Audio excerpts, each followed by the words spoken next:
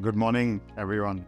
Good morning. Good morning. I think technology today is transforming the way the world works, we can all agree.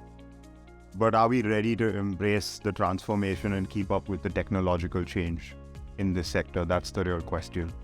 In the past, a one-size-fits-all approach to education was considered sufficient. But today, students come from diverse backgrounds and have unique learning needs and styles. By embracing a tech-driven, balanced learning approach, higher education institutions can utilize online learning platforms and virtual classrooms to provide students with exceptionally flexible, equitable, and interactive experience. Furthermore, in a blended learning environment, the new and sophisticated AI-driven chatbot, ChatGPT, we've all heard this buzzword and we've all seen it. It can be used as an online tool to supplement traditional teaching methods. ChatGPT even goes as far as providing learners with immediate support and feedback. And on that note, I'm Rafael Pereira. I'm the managing partner at TinNuts. I'm a product of the earn while you learn model, the blended learning model, the hybrid model, the executive learning model. Every single one of them I've tested out myself. So I'm much of a guinea pig before you. But I take this opportunity to welcome all of you to today's discussion. Without further ado, I'd like to introduce and request Mr. Amit Pawar, who is the Director of Education and the Modern Workplace, Asia for Microsoft India, to further set the stage of today's discussion before we deep dive into it. Fantastic. Good morning. Good Good morning. Now I feel like I'm the teacher and and even though I'm the least qualified to have this conversation, I'll share with you what we're learning. What I will share with you is how Microsoft thinks about education and specifically higher education, and give you a bit of background. And I love the reference to ChatGPT. And yes, I am the person who is now responsible for answering those questions. Do I have all the answers? No. So the question is, we are actually in a learn it all mode, which is actually what Microsoft is doing anyway.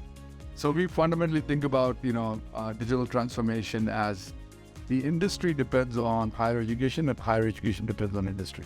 So that's how we are it's a symbiotic relationship in that regard, right? So be it, things that we are seeing from a technology innovation, what happens with research comes into tech companies like ours and also impacts what happens in other industry, then the cycle continues. Demographical shifts are happening because we ourselves need, like Microsoft is a great example of being need for latest innovative critical thinkers from your institutions to address our cause and also the cause of many industries across the planet. And then policy and budget priorities are something that we get engaged on at governmental levels or even at higher education. How do you change yourself as an organization to take advantage of the digital transformation, right? So teaching and learning is one aspect, but the business of running the institution needs a transformation itself. We cannot do things the same old way, right? A simple example at NUS, which is National University of Singapore, we removed 1,700 manual forms into one app. And I'm sure we could help you, similarly. So think about it as two separate sides of this. Is the business of education, which is the reality. It's not a negative connotation, but the reality of it is there is administrative overhead, there's IT overhead, IT operation now that we are transforming digitally, right? I mean, if I think about at Microsoft to empower 200,000 employees, we have X thousand Microsoft IT people who help Microsoft people run the business of Microsoft, right? Similarly, education institutions who are looking after hundreds of thousands of users or thousands of users need to have an IT capacity to enable this transformation to happen in a secure, private, everything that is aligned to your security policy, your compliance requirements, your regulatory requirements in the country and such. So that's what we do. That's what we are here to help you with. We want to be a partner for you. So thank you for inviting me and being to be a part of this conversation. Thank you, Amit, and thank you for setting the context of today's discussion. I love the learn it all and the how to using tech to learn it all thinking that we need to adopt. So now I'd also like to introduce our esteemed speakers around this table today. And we'll start off with Dr. Pooja Birvatkar, who's the in-charge principal of KJ Somaiya College of Education, and Mr. Asif Rampurawala, who is the vice principal of Vidyalankar School of Information Technology, followed by Professor Dr. Wilson Lucas, who is the principal of BV College of Hotel and Tourism Management Studies. And then we have Dr. Preeti Hemnani, head of department, EXTC SIUS Graduate School of Technology. We also have Dr. Charlotte Braganza, who's the principal of SK Somaiya College of Arts, Science and Commerce. Good morning. Dr. Surendra Singh Rathod, who's the principal of the Father Conceição Rodrigues College of Engineering. Dr. Prasanna Nambiar, who's the principal of Don Bosco Institute of Technology. Followed by Professor Varsha Bhosle, who's the vice principal of the Vidyalankar Institute of Technology. We also have Professor Siddesh Kadam, who's the professor of Computer Science Department at Kirti M. Dongarse College. We also have with us Professor Dr. Devendra Nath Jha, who's the professor of Data Science and Technology at KJ Somaiya Institute of Management. And then Dr. Ashish Daptardar, who's the in-charge registrar of the I should be pronouncing this right. I've been educated at this trust. SVKM's NMIMS University. Professor Sarda Samantare, Associate Dean at the NMIMS University. And we have, of course, is Mr. Amit Pawar, who's the Director, Education, Modern Workplace, and recently for the world of Microsoft India. So let's kick off the interactive part of this roundtable today with a few questions. And my first question is really to Amit. Amit, we heard you speak about the how, but let's get to the what. What, according to you, are the key challenges in the higher education space that could actually be translated to opportunities with technology? Yeah, that's great. First thing, I think the opportunity and then the challenge. So the opportunity here is to transform the student experience. Student experience, because they are digital natives, they're going and getting personalization everywhere. Personalization on YouTube for what they've just watched and what they should watch next, or Netflix or any one of these platforms. So they are coming with that mindset to our education institutions as to how do I get that level of personalized attention from, and that's just not possible human to human. So we need to leverage some kind of technology platform to enable that personalization, which then also talks to the how do we improve the equity and access to this, right? Equity and access in terms of, are we creating equality or are we creating equity? Equity is what a lot of people are aiming for. Equality doesn't always help, especially when it comes to technology, because there are kids from diverse, economic backgrounds or from cultural backgrounds or whatever, but access is the other side which gets ignored a lot. And that means access to those kids would have different learning capabilities or disabilities, physical, mental, otherwise, that we need to, provide a solution to, which is again technology driven as well, and the ability to move with speed. I think that's a given. Now the challenges, I'll spend a bit of time on the challenges. Difficult to extract insights from our data silos, because on an average, I have been told that there are 54 to, in some cases, 187 different applications where student data is held, which means there is very little governance of that data. And therefore, you're not able to give a single extract of the view of how the student is performing in your institution.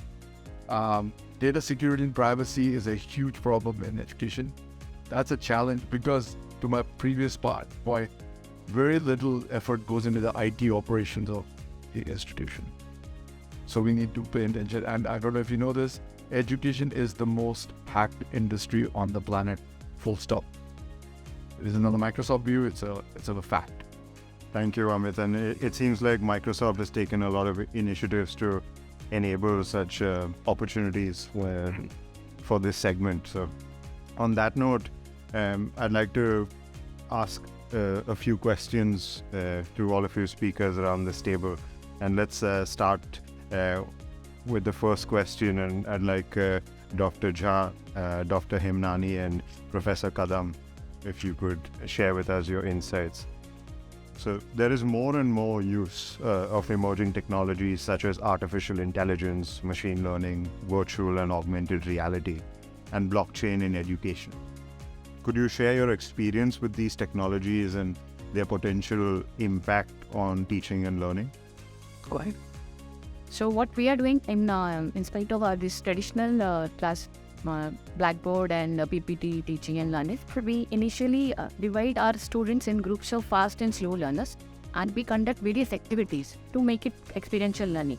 And in that we have one fast learner and the remaining slow learners, and we conduct various activities in which they perform in group. So in this way their various skills get developed. The work of teacher is getting increased, how the assessment can be done and all. So that can be AI driven, I feel. With online learning also, we have used many softwares like Teams and Google Meet and all. With that also, we feel that we have introduced virtual classrooms, MOOC platform. So students are getting the idea of these things all. But then with that, there are different challenges for the students because of online learning, that fatigue, and there is no inability of focusing, then depersonalization, then like desocialization and all. So we need blended learning because we think that there should be some connection with teachers to motivate them to increase their focus and all. But then again, the challenges for teachers to learn that all techniques. So we need from Microsoft, like what should be done to train our teachers for that, and also students, because there are challenges also. If we say that these techniques, metaverse and all, can come and just provide solutions for all the things, I don't agree, because there should be some connection, physical connection of physical, like we have in physical classrooms. So that challenges we have to avoid. So that all things we know that this AI, ML and all blockchain is coming, and that has to be incorporated. But then this challenges has to be solved with that. Of course. Thank you for that. Professor Kadam? I'm thinking of the implementation part. Blended learning or hybrid mode is what will be in the future. And it is slowly coming because as per NEP guideline,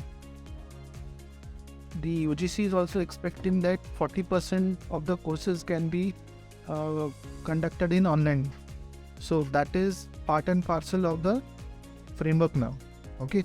So, but what UGC is recommending is the platforms that are there already, Indian-based platform, that is Swayam or NPTEL. Okay. So those are the platform that are part of the framework.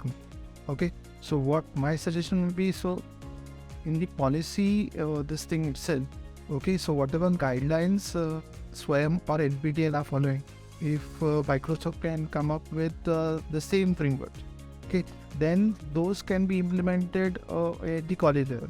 So instead of everybody has a mobile, all the students have mobile, but instead of that, what the UGC expects is students do some part in the college and some part can be done online. There are many on international platforms. Udemy is there, Coursera is there. So something similar in Microsoft Teams, there's something called as the Viva learning. Okay? So that can be explored by Microsoft. Okay. In that regard, what ma'am has added. Thank you. Thank you, Professor Kadam. And Dr. Jha. Thank you for great start and good question. I come from KJ Suma Institute of Management. So our students are already a graduate with more or less 2+ years of experience on an average. So our challenge is very, very different, and we are trying to overcome it. Yes, there was what we say when we say technology, there are quite a few challenges already. Okay. And as a management teacher, we do have our own mindset, let me be honest with it. To change the mindset itself, as you said, is a big challenge for the teachers, then come to the students. Now adding to those COVID and post-COVID, on to the left we are added emerging technologies. So now we have emerging technologies plus data science modules, AI, ML, blockchains, plus you have your business domain, which will give you a foolproof job position. Now that foolproof is a very challenging term. Coming further, sir, okay, we had to add one more parameter onto the left where we said teacher's experience. Now, teacher's experience, as Madam said put clearly and Sir also said, cannot be replaced according to me. Okay. However, the students have a different perspective. So there is something called as a simulation. Now, this is something which gives a wonderful experience to the students, at least postgraduate students. We have ERP sim. Of course, there is a tie-up with the SAP HEC Montreal. And what we do there is we divide the students into 10 groups. We not only teach them simulation, but we give them internal assessment through that simulation. So rank 1 gets the highest marks and the rank 10. Not much of a difference, but there is something across. So the simulation is one which I feel should give us an edge. And if Microsoft or any other technical platform can give a simulation for all the aspects, right from pay to purchase as we call it, or through learning process, it would be best. The technology, last point, the technology is getting obsolete and great. Okay, and this is not new. I think I started teaching in 89 December. So technology has come, everybody has taken it as a challenge, it has taken across. Problem now is keeping pace with the technology. That's the whole issue. How do we keep pace with the technology? And we would like giants like Microsoft to define those milestones for new teachers, to the middle-aged teachers, to the teachers who are like me with 30 plus years of experience. So with this, I think I have just given a food for thought to Microsoft. Thank you, Dr. Jad, Professor Kadam and Dr. Hemnani. Really valuable insights. The next question that I have is, I'd like Mr. Asif Rampurwala and Dr. Lucas to answer this, if possible.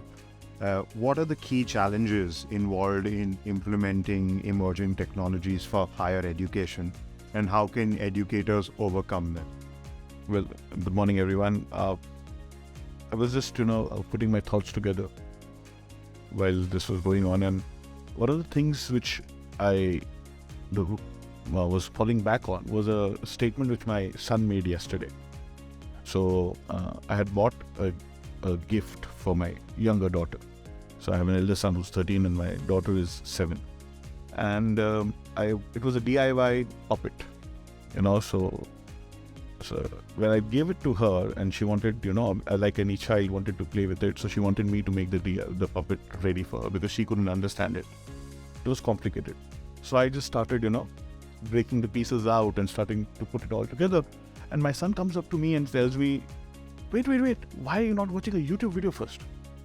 There's an instruction sheet, but I just felt it's what we do. We never had YouTube before, and so we figure it out. We take our time maybe, but we figure it out.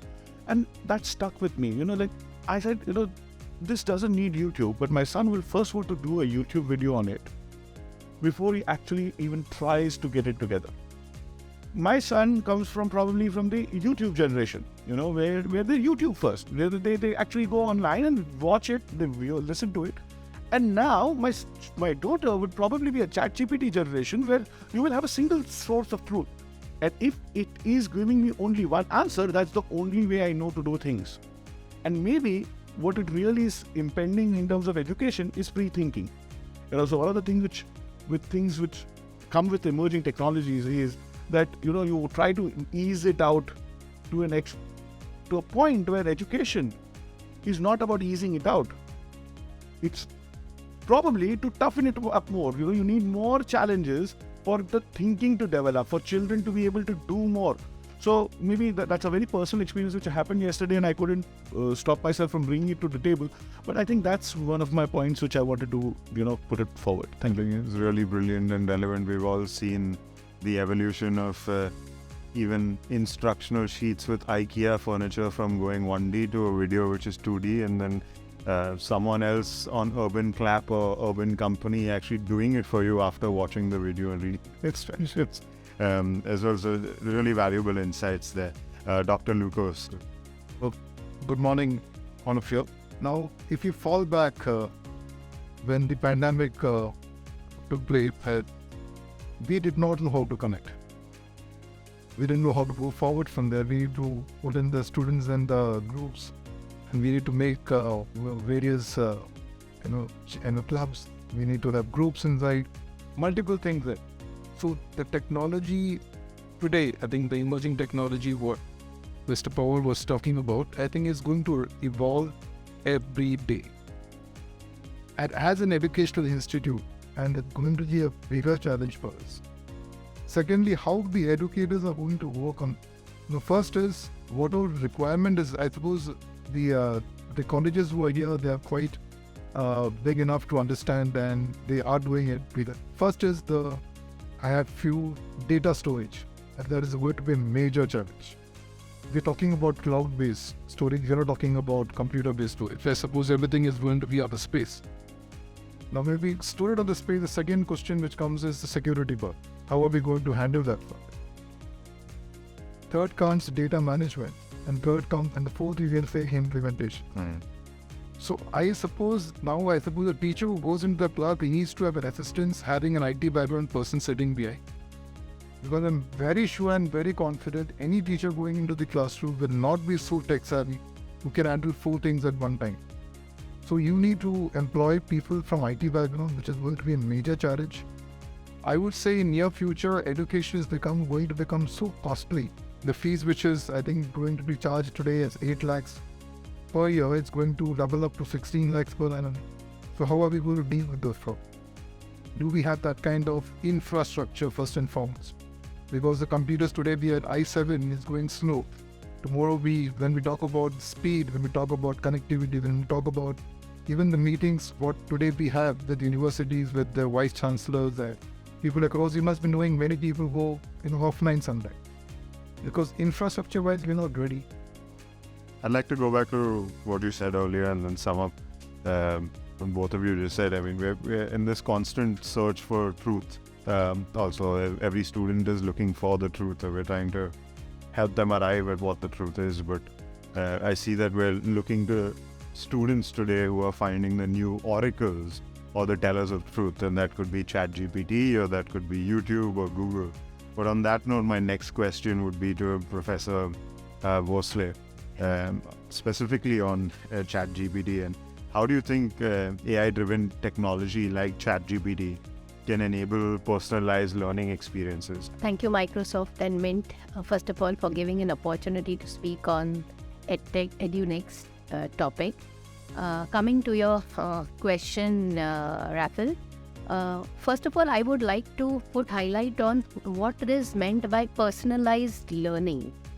Now, within a class, taking a typical Indian scenario, we have a class strength of 60 to 70 and we range less or more around that figure in at least engineering or technology institutes offering undergrad engineering courses.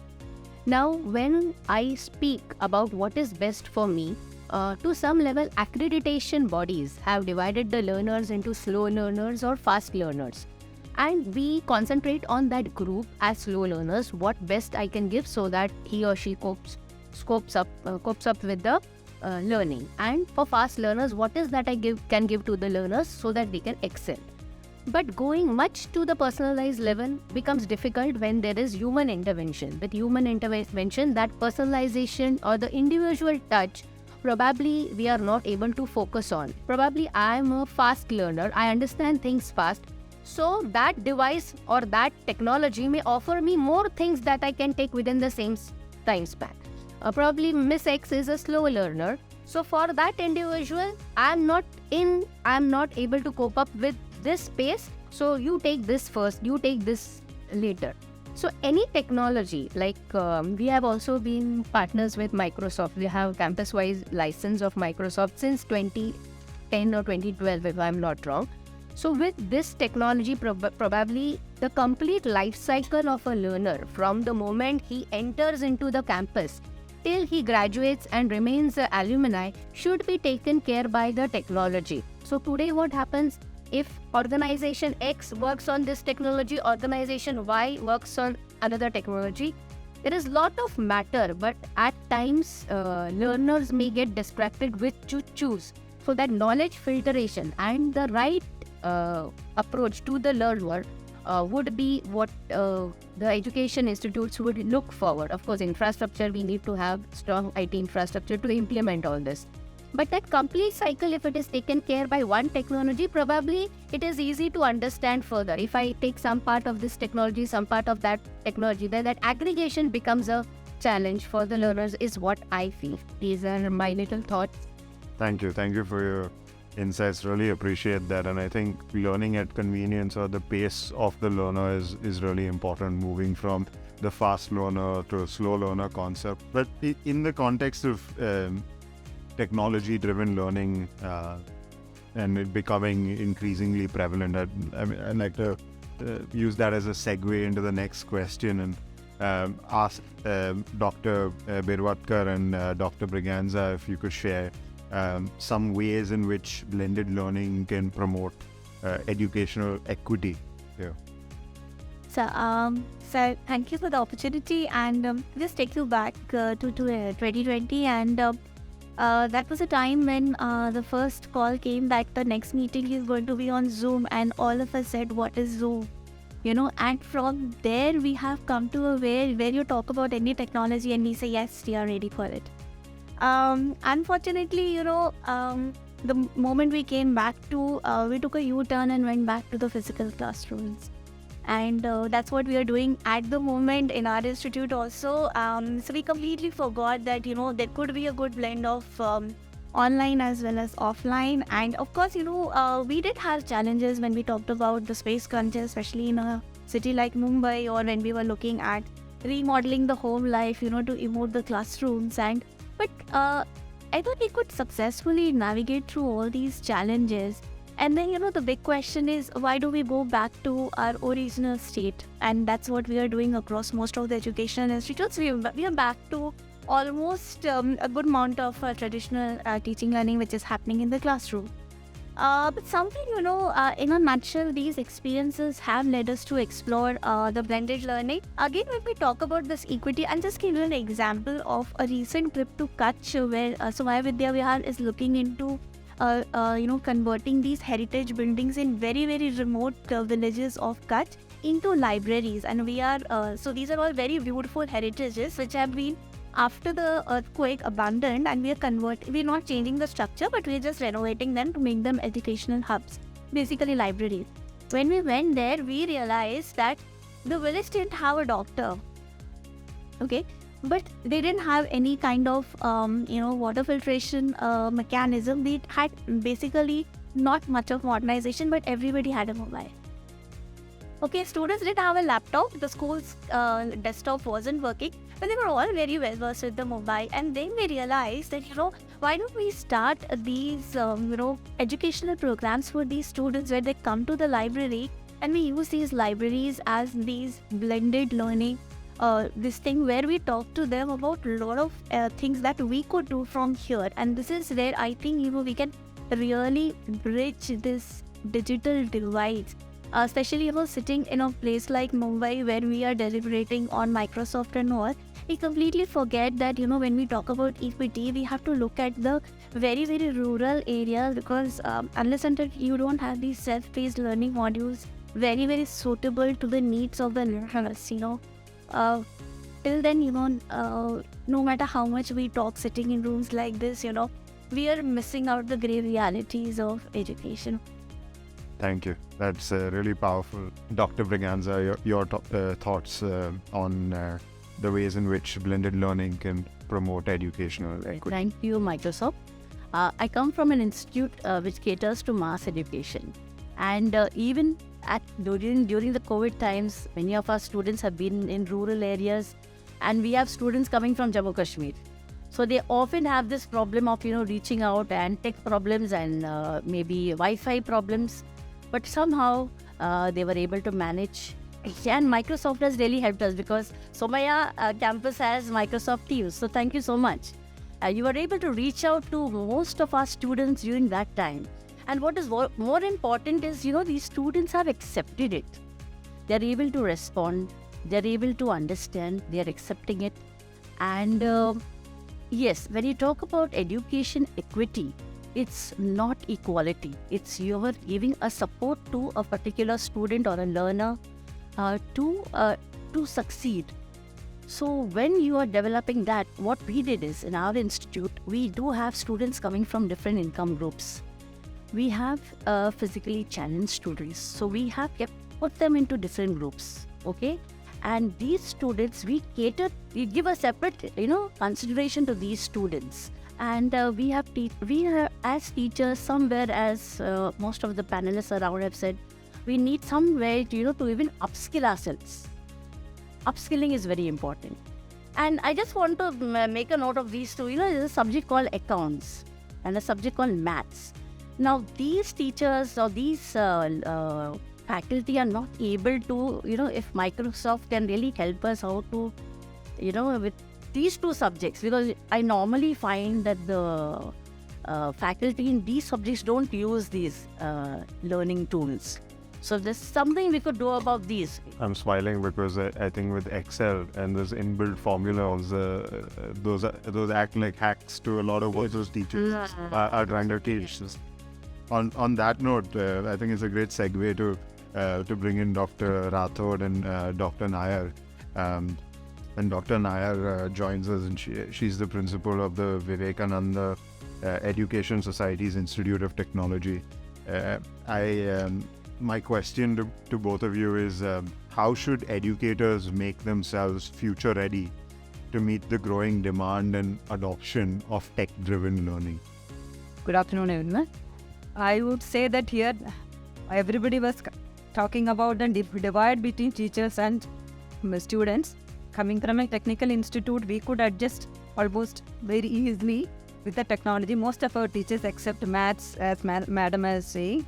Now when the students are back in the campus, what we feel is that teachers are ready to teach, but students are not ready to adapt to the on physical teaching. We cannot avoid the physical teaching, we have to do, but we can customize teaching. That is what we have done is that we have identified the learners in categories, and some of the teachers have experimented this, saying that, see, you look at this topic from these videos, and the first learner, you look at this topic from another set of videos. So that customization we are trying now, and supplement we are physical teaching. Along with that, we are giving this on PPTs, presentations, all those things are continuing, but we are not gone to the blended mode of teaching. But this is working. That is what I have done. Because physically the students should come to class. Otherwise, that social skills are like 100% lacking now. We have a lot of problems when students mix up in the class. Even they are not able to adjust to others. Even in a tug-of-war competition, somebody fails, they are not ready to take it. So we had to physically, some hospitalization problem was there. That much social skills are not there. So undergrad, I prefer that there should be physical teaching, social classes will be master's class, probably you can go 100% online where they are mature. These skills are already developed. So it is actually the role of the teacher to teach, but let them allow to think. You have to allow them to think. So that way the teacher should be thinking more to give good assignments, good experiments in the class, then only the technology will be used fully. I think a lot of us will agree that slow learners make the best teaching assistants also. Yes, that is because they want to learn. Absolutely correct. That is. Dr. Rathod, your thoughts on this question? Yeah. So first of all, thank you very much for this opportunity. So I believe that if I look back myself, why I joined teaching, now that question I start asking myself. I had a lot of opportunities, but why I been teaching? Then I think probably I like learning. Somehow I am always updated with the technology. I am an electronics engineer. I don't know how that habit has come, but I keep myself always updated with the technology. I had conducted a lot of training programs, by the way, for the teachers. Some of you may be knowing also. I had demonstrated how to use online platforms, how to do recording the sessions in 2015, 2014. But nobody picked it up. Nobody took it seriously. I had demonstrated how to use mobile phone. I remember in 2015 in many colleges how to typecast your mobile and how to use simulation, including my course like VLSI design. How can you use simulation as a platform and demonstrate to all the students? But I'm surprised as soon as 2020 came, all those colleges, many of the teachers came back with a request, sir, can you share that video which you have shown how to use the mobile phone? for demonstrating these simulations and all that. So first of all, teachers, somebody already said, I don't know who has said, whether madam has said, teachers already, whenever new technology comes, the first resistance is from teachers. Now teachers are struggling. So my first thing is teachers should actually study whatever vocabulary comes. They should understand that they need to update themselves, and that is what is missing in the teaching community. Growth mindset. We resist everything. We need to adopt such kind of technologies. So first of all, we need to train our teachers, tell them that you cannot escape these technologies, you need to upgrade yourself. Now teachers need to train themselves. How do I do an assessment using the technologies or AI platforms? Somebody has already given one example right now. So if we go for a same kind of a quizzes, and if students simply type the quiz question in the Google and they immediately get an answer, then that's not going to work out, right? So answer for that would be teacher needs to learn themselves the scenario based assessment. They need to create a lot of scenarios which probably students cannot find out through the chatbot, and now they can do innovative assessments, right? So I can say a lot of things, but I would like to summarize now because of time limit. Number one is teacher needs to stay updated with the latest technology. If they want to remain updated with the technology, then they need to have at least learn through the MOOC courses. That's the only way, right? Rather than physical training. Next is they can have the collaborative kind of a learning from other teachers. Those who know the technology, why not to go them and ask them. Even mechanical engineer can connect to a data science and learn AR, VR kind of technologies. Embrace the new teaching methods. It is very important in this domain. If we go with the chalk and duster, nobody likes, right? So that is one aspect. And that's it. There are so many things we can speak of, like they could be a professional body members and so on and so forth. I really appreciate, and on that note, the next question that I'd like Dr. Nambiar and Professor Samantare to address this question. With the increasing use of online learning platforms, what are the measures that can be taken to ensure the privacy and security of student data? Speaking on ethics, something which is very close to my heart, I would like to broaden the scope. During the pandemic, when we got into the online teaching learning, there was this big question of, how do you frame question papers so that you are able to assess the students. And it was extremely disheartening, let me tell you, very disheartening and very disappointing that the manner, since I am from a technology background, the manner in which technology department of University of Mumbai decided to sort the problem, I think it was highly unimaginative, and probably it was only to pay lip service to the fact that, okay, there is an assessment. It did nothing for anybody. The unfortunate part was that that was probably the first time that the entire community of teachers got together under the university umbrella.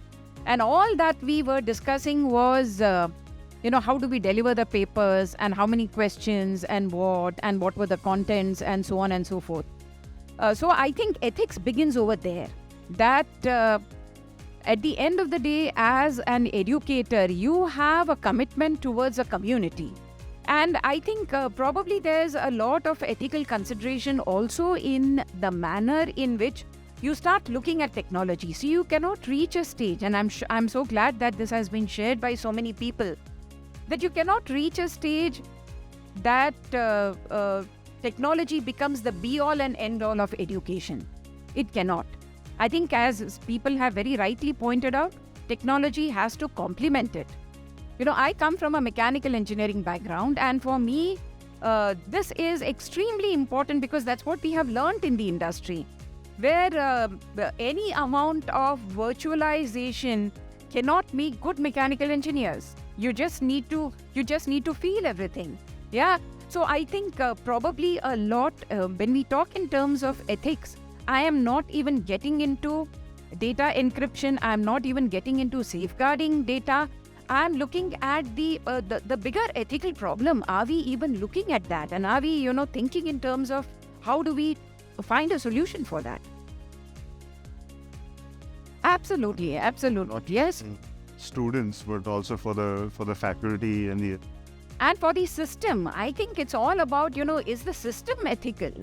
Are we fulfilling the expectations which are entrusted on us? Thank you for that. And on that note, Professor Samantare, maybe you could speak on to the any measures that could be taken to ensure the privacy and security of the student data. Right. I completely agree what she says. I think, am I ethical in this academics? Not ethical at all. I put a question like it should not happen to you. Suppose your relative has a heart attack and want to get operated. And I say, I am the professor of heart. I have taught hundreds of people, hundreds of graduates, MBBS, MD, MS, and they are doing successful heart attack, and I was the teacher for them for heart attack. Please bring it to me. But I have not done heart surgery till now. Only taught, but I have not done. Will you bring your relative to me? That's first question. Yeah. Bringing Excel. Probably from Microsoft, I know 10 to 15% of Excel. Macros, fantastic. If you know 70%, I guarantee you have a job. I mean for students. Do they know? They don't want to explore more.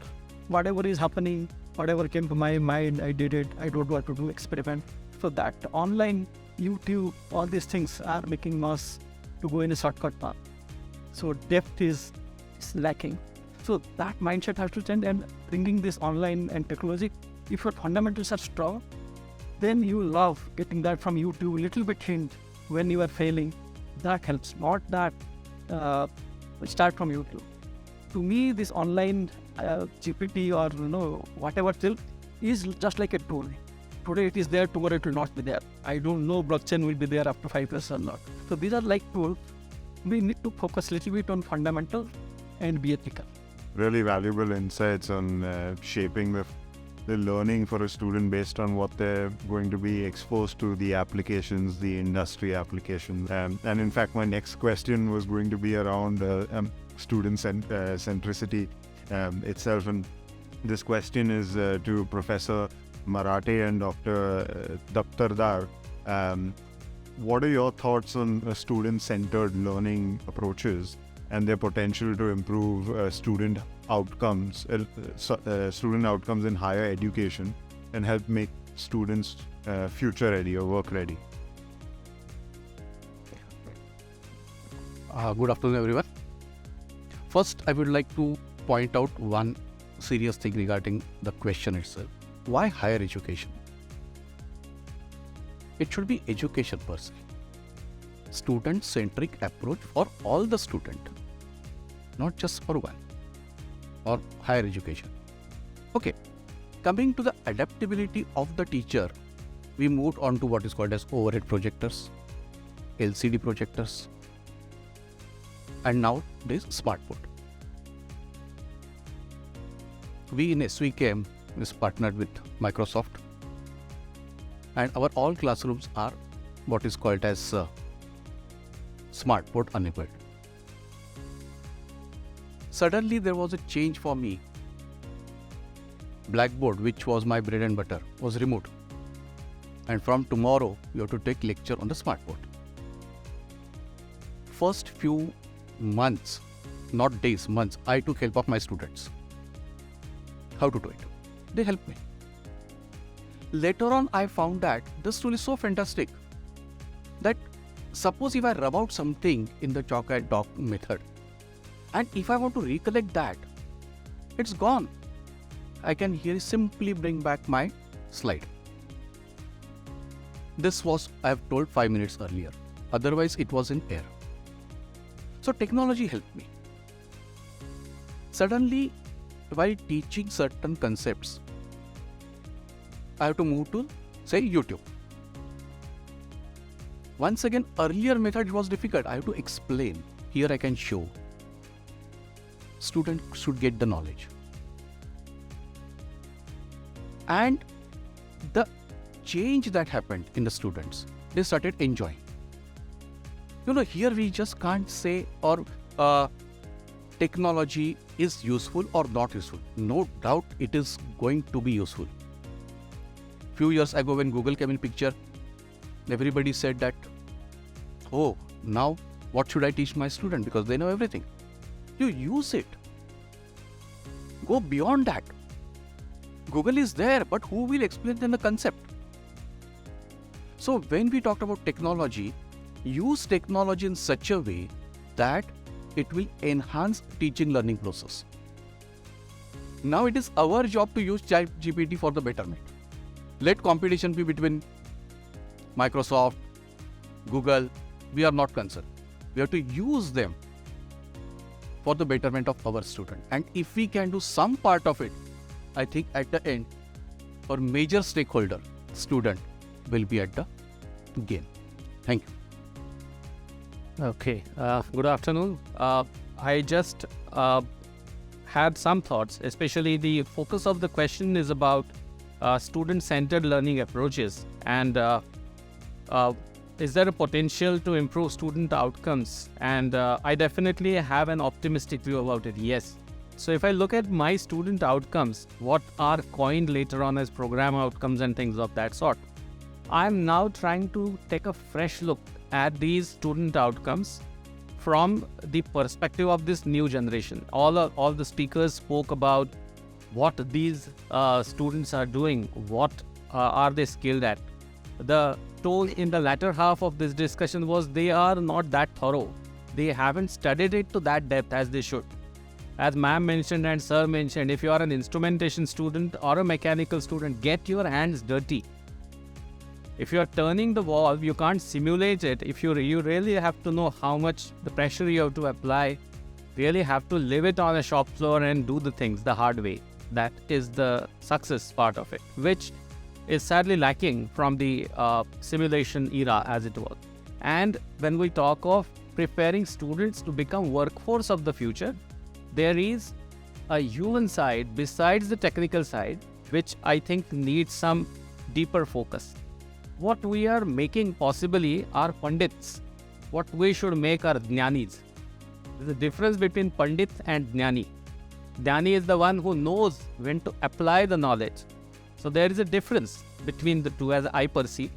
And I just request, as Microsoft, as I know, is not only about Office, it has huge other paraphernalia of things. If you could possibly, take it up ahead, about providing an AI-based tool about skill measurements and disseminating, distinguishing the students between advanced and weak learners, not from grades, the CGPAs, but from skills point of view. I think it would go a longer way. Thank you. Thanks for giving me the time.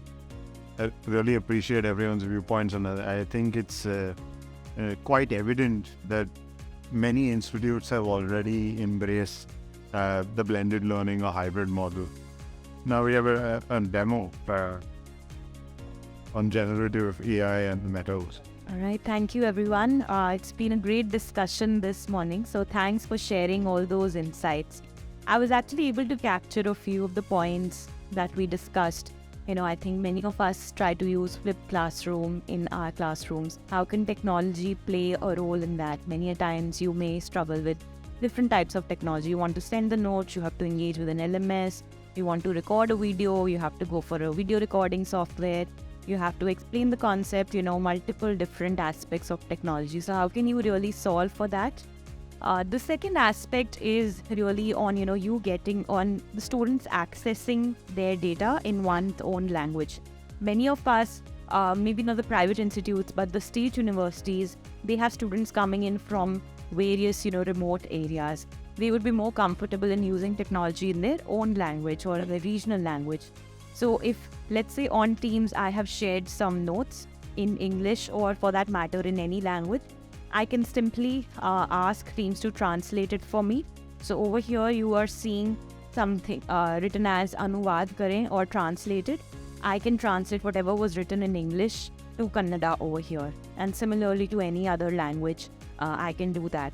So the teacher, whatever they are sharing, whether it's English, whether it's Hindi, it can be translated into a language which the student is more comfortable with.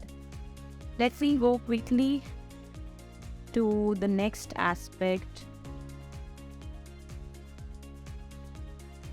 which is M365 Copilot. Now, many of us as teachers we don't want to create those huge PPTs. We don't want to spend a lot of time in creating that template. That takes up a lot of time. Now, Copilot is something which was launched, which was not launched but announced last week. It is basically doing all of those manual tasks for you. So how does it help? Basically anything, let's say example, I want to create a presentation on kinetic energy. So I can simply give the command to the PowerPoint Copilot and it will create that for you. So here's a very sneak preview on how that's going to come to life.